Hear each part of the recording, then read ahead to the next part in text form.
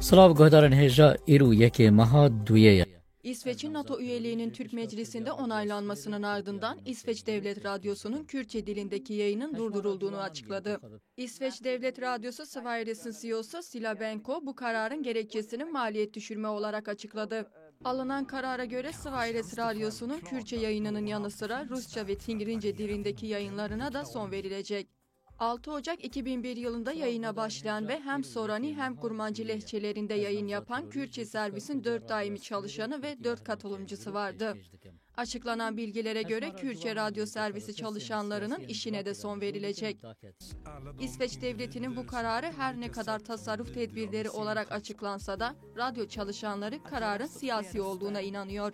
Çalışanlar büyük bir Kürt nüfusuna sahip olan İsveç'in Kürtçe radyo yayınına son vermesinin tasarruf tedbirleriyle açıklanamayacağına inanıyor.